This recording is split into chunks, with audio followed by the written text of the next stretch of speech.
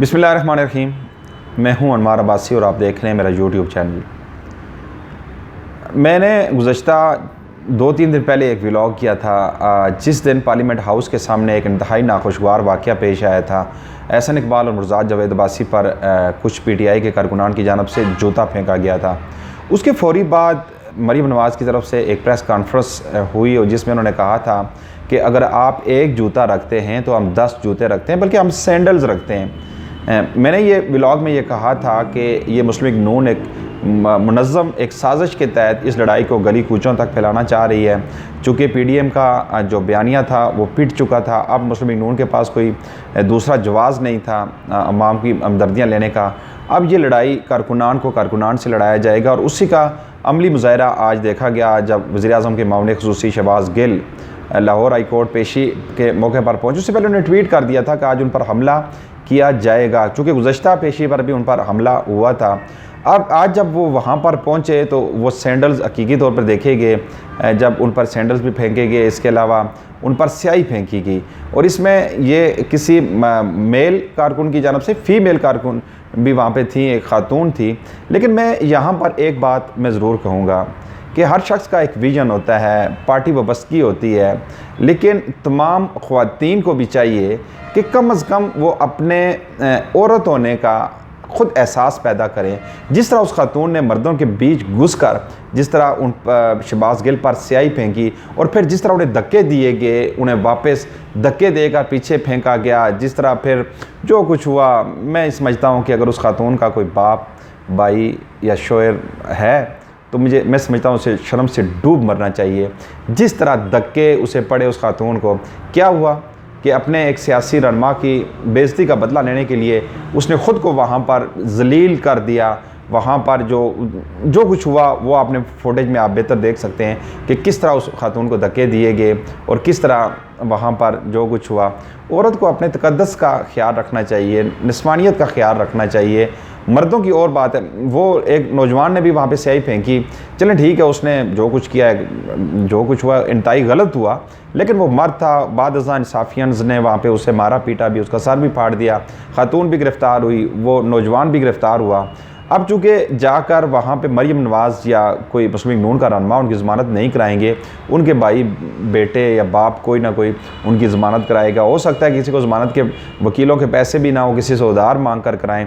लेकिन ये जिस तरह की बेहूदगी और ये गलत रवायात सियासत में जिस तरह की डेवलप्ड हो रही हैं, ऐसी नहीं होनी चाहिए। ये इसका आगाज़ मुस्लिम लीग नून की PTI के कारकुनान की जानब से किया गया इंतहाई गलत है, लेकिन मुस्लिम लीग नून इंतहाई आगे जाकर अब इसका रद्द अमल आना शुरू हो गया और ये कारकुनान की लड़ाई आज भी आपने देखा कि जिस तरह मुस्लिम लीग नून के कारकुन ने जिस तरह जूता फेंका, जो स्याही फेंकी, तो पाकिस्तान तहरीक इंसाफ के नौजवानों ने उसे पकड़ कर उसे काफ़ी मारा पीटा, उसका सर भी फाड़ दिया। इसके अलावा उस खातून को भी बुरी तरह धक्के दिए गए और उस तरह इसके बाद वो गिरफ़्तार भी हुई।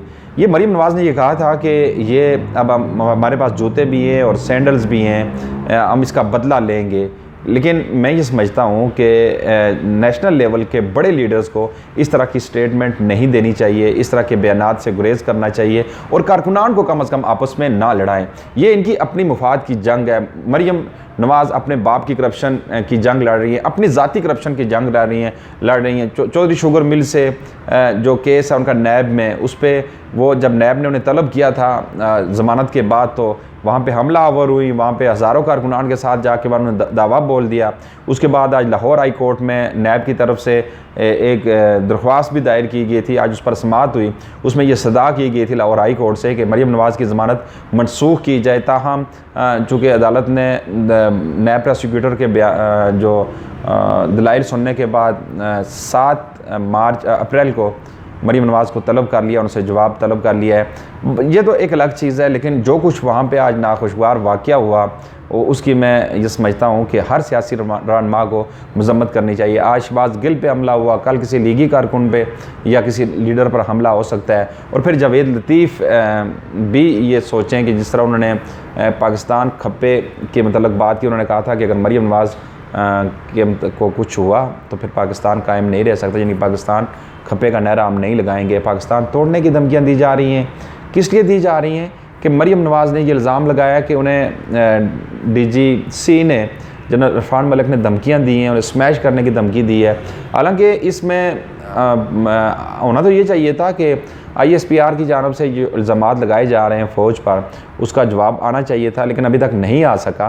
लेकिन मैं ये समझता हूँ कि ये चूँकि इल्ज़ामात जो मुस्लिम लीग नून की तरफ से लगाए जा रहे हैं इंतहाई बेतुके इल्ज़ामात हैं। वहाँ पर एक वो इश्तिहारी बैठे हैं मियां नवाज़ शरीफ, जो अदालती, मैं माज़रत के साथ अगर किसी को बुरा लगता है, लेकिन अदालत ने उन्हें इश्तिहारी करार दिया है। वो वहाँ बैठ कर अफवाज पाकिस्तान के ख़िलाफ़ प्रोपेगंडा कर रहे हैं, पाकिस्तान के ख़िलाफ़ प्रोपेगंडा कर रहे हैं, इस तरह के बयानात वहाँ से दाग रहे हैं। तो फिर ज़ाहिर इश्तिहारी तो कहना पड़ेगा।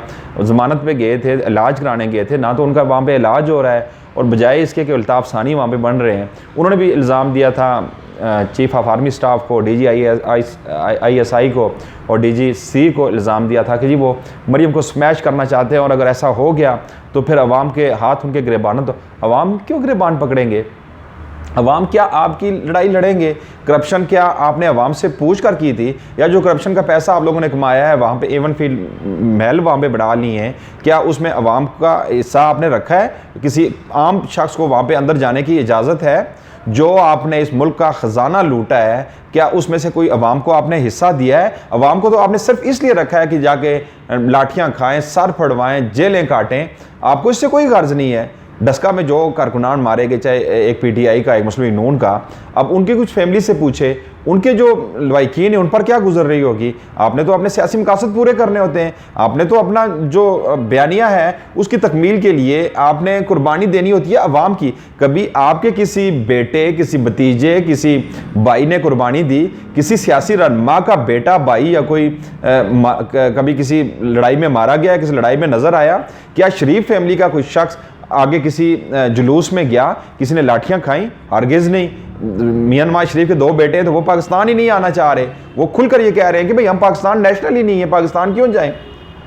3 दफ़ा वज़ीर-ए-आज़म रहने वाले शख्स के बेटे वहाँ बैठकर बड़े सीना ठोंक के कहते हैं भाई हम पाकिस्तानी ही नहीं है, पाकिस्तान क्यों जाएं? और फिर हमारे कारकुनान हैं, हमारे दोस्त हैं जो अवाम हैं, वो इन लोगों की खातर अपने सर भी फड़वाते हैं और थानों और जेलों में भी जाकर कैद होते हैं।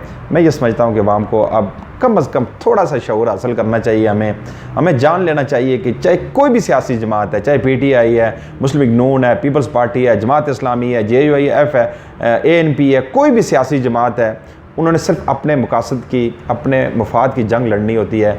गरीब अवाम की यहाँ पे जंग कोई नहीं लड़ता, चाहे कोई भी है। इस वक्त मैं समझता हूँ चाहे PTI क्यों नहीं है, कोई भी गरीब अवाम की जंग नहीं लड़ता। ये सब लोगों ने अपने अपने मफादात की जंग होती है, और इस जंग का आप ईंधन ना बने। खुदारा आप होश के नाखून लें, इनकी गंदी सियासत की भेंट अपनी ज़िंदगियाँ ना चढ़ाएँ, ताकि बहुत सारे घर उजड़ने से बच जाएँ। आज के लिए इतना ही। कल के व्लॉग में आपकी खिदमत फिर हाज़िर होंगे, लेकिन मैं चलते चलते आपसे फिर रिक्वेस्ट करूँगा कि अगर अभी तक आपने मेरा YouTube चैनल सब्सक्राइब नहीं किया तो बराए मेहरबानी मेरा YouTube चैनल भी सब्सक्राइब कर दीजिएगा। बहुत शुक्रिया।